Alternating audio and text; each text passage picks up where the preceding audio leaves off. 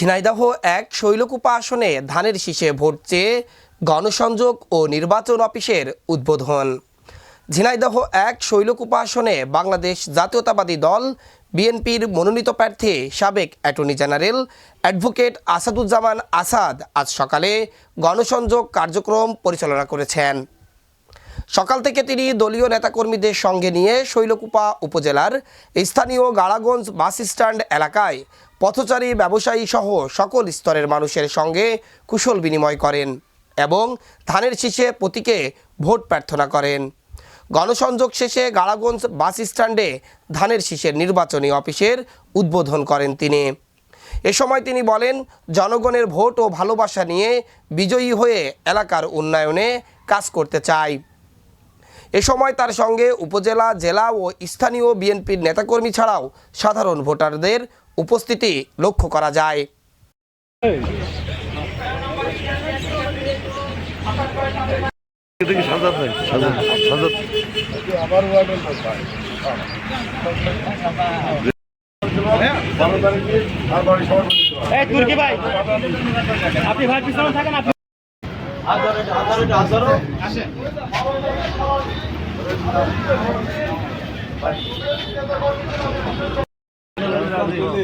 ভাই চেঞ্জ করেন, team change করেন, এখন দোকান নেই ভাই, জার্সি দাম দিয়ে দিবেন। আসসালামু আলাইকুম। ওয়ালাইকুম আসসালাম। ধানের শীষের প্রার্থী আসাদ ভাই আসছেন, আপনাদেরকে সালাম দেওয়ার জন্য। শীষের প্রার্থী আসাদ ভাই, কি খবর?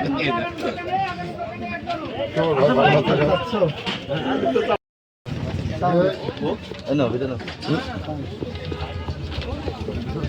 ভিডিও ফটোটা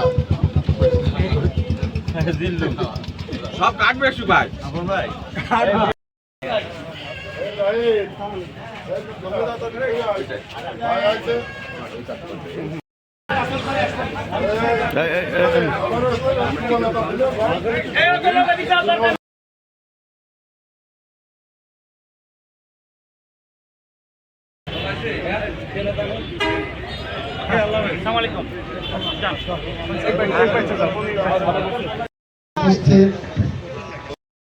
যেটা শহীদ রাষ্ট্রপতি জিয়াউর রহমানের আদর্শে গড়া দল, এটা মুক্তিযুদ্ধের প্রিয় নেত্রী বেগম খালেদা জিয়ার জানা যায়।